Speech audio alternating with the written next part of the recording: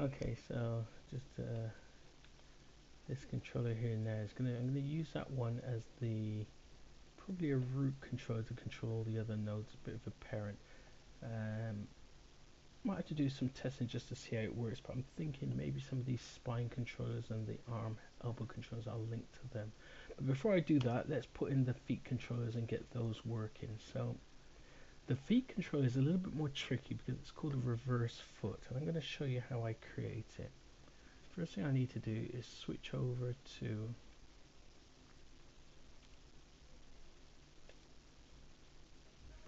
there we go. I'm going to make this, actually this viewport, this panel, orthographic. So let's make this one perspective, make this one orthographic side. It's just because of the way I like to work. And what I'm going to do is I'm going to say skeleton joint tool, and I'm going to start at the heel and then go work backwards, which in turn gives the controller its name of reverse foot. So start off here, so I'm going to say 1, come all the way over to the toe and say 2, go back to the ball and say 3, and then go up to the ankle and say 4, hit return, hit enter, and there's my reverse foot.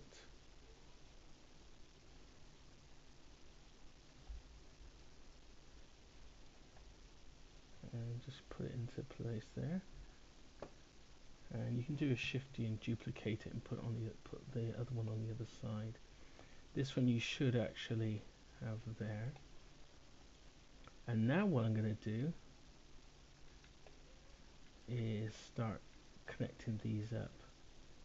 And what you do is you want to select your IK handle and you want to parent it to the corresponding node, joint node on the reverse foot. So take the ankle there, hold down shift, and make that one the parent at the ankle. Take the IK handle at the ball, hold down shift, click it, make that one the parent. Take the IK handle at the toe, shift, hold down that one, parent. And once you've done that, if you click on the reverse foot and then move it up, you see that the entire foot will go with it. Notice how the knee controller doesn't go with it, so what you should do is select the knee controller, hold down shift, select the reverse foot and say P, parent it so that when you move the reverse foot, the knee goes with it. Do the same for the other side, so IK handle, controller, parent, IK handle, controller, parent, IK handle, controller, parent, and then the heel, parent. There we go. And there you go, that one's working. Now if I maximize my perspective, you can see that I've got those things working there, and then what I can do is I can start thinking about connecting all these things up.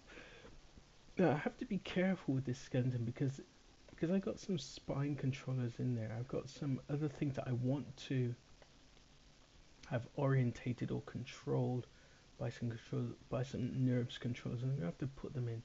So what I'm going to do is I'm going to try, first of all, let's parent these up. So the arm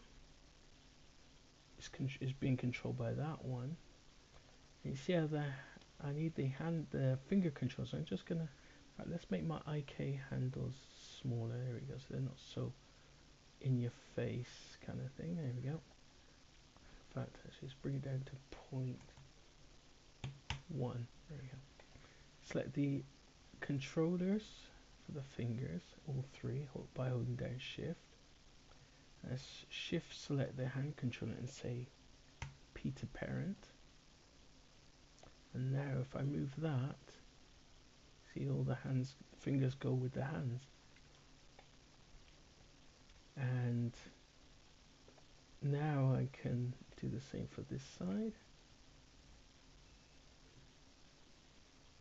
Wow, I see my controls on this side are a little bit too big. What I'm going to do is I'm going to do a Shift P just to see if I can unparent those. I'll just select the IK handles because they're a little bit too big. I don't need them that big. Shift P, there we go.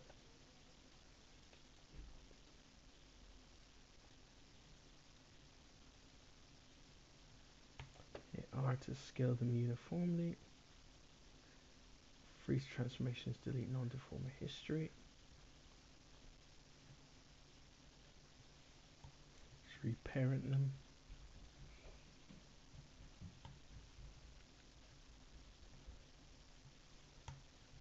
And now select each one of those.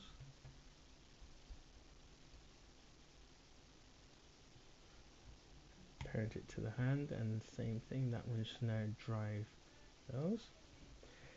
And then the elbow, you can select the elbow and parent it to the hands.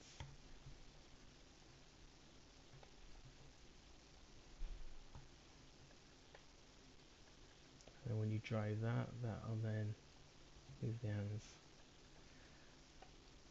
And what I'm going to do, I'm going to just select the reverse feet, just set both of them, shift parent them to this root node here. There we go. And actually, let's see if I can put another controller in at the waist. This one, circle. Let's snap it to grid. There we go. And now I'm going to hold down V and just try and center on the pelvis joint itself. Now, this, actually let's make it a little bit smaller. It's a little bit too big. There we go. And again, freeze transformations, delete non-deformer history. Now, with this one, you've got a choice. You could try and do a parent constraint. I got a feeling that the IK spline might override it. So what I'm going to do is I'm just going to go with, take that joint, hold down shift, take this node and say P, and it just parents that one. And if I do an E on that one, there we go. Get a nice little rotation, nice little rotation and twist. Now, it doesn't really cause too much problems to have the controller in the hierarchy, because when you export it to your game engine, the game engine, you can tell it to ignore the controllers, and in fact you would not actually export the controllers anyway, so it shouldn't really cause a problem in the game engine. So everything's looking good right now. What I'm going to do is see if I can connect these spline controllers to the waist. I'm just going to do a Shift P parent. Let's see what happens when I do a rotate on that one. There we go, spine's going with it. And I can still do the movement on the spine because the cluster node's still there. So you get some nice controls going on here. And now if I want to do, let's put in another one. I'm just going to do one more circle. There we go. And let's just hold down V, snap that. Focus. There we go. Let's make it a little bit smaller. The waist, for the, sorry, the chest.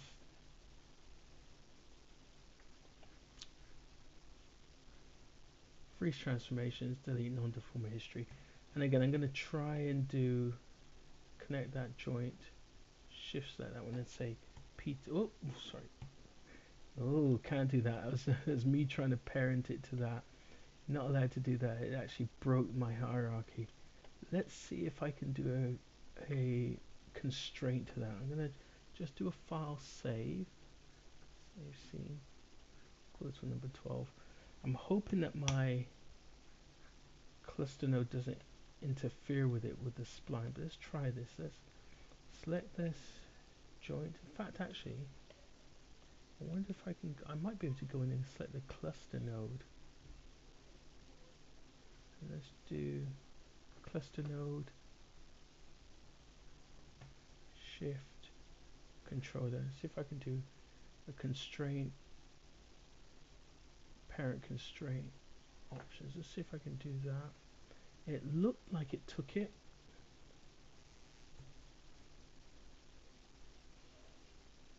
Not really affecting it. Let's try and move. Nope, didn't like that. Let's try it the other way. So if we select that one,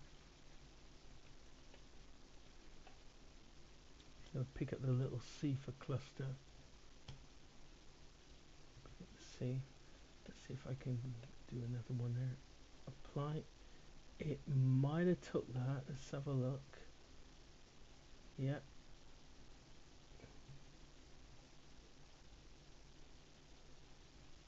Getting some weird effects here. So yeah. What's going on is the cluster node is fighting with the parent node on that controller and get some very, and this is a good reason why you should save. So what I'm going to do is I can just do recent, there we go, don't save, there we go, back to where it was. So it looks like I'd either have to drop my cluster node and do a joint orientation by removing the spline to get a control in there, but it can be done. I'll have to come back with that one. But as it stands now, we've got the controllers there, and I can select this controller, hold down shift and parent it to this controller. If I say that, it selects everything.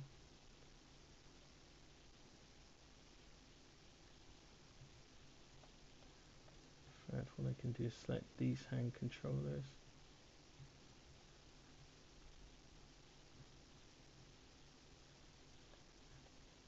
Shift that base and say parent.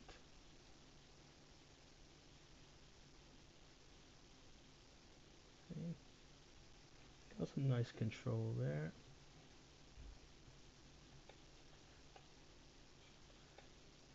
And I'm actually thinking the cluster. I might want to tweak some of this as well, because there are some other things that are going on here. But that's pretty good. I'm happy with this as a first pass. Now what I'm going to do now is I'm just going to unhide the node there. I select my mesh.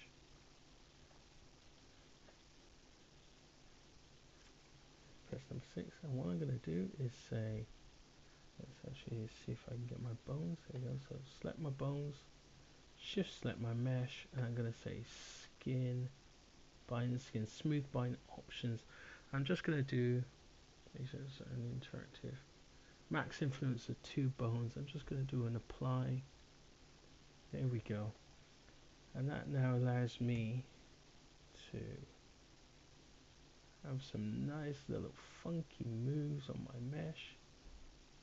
Okay, so it's now bound, and he just needs to be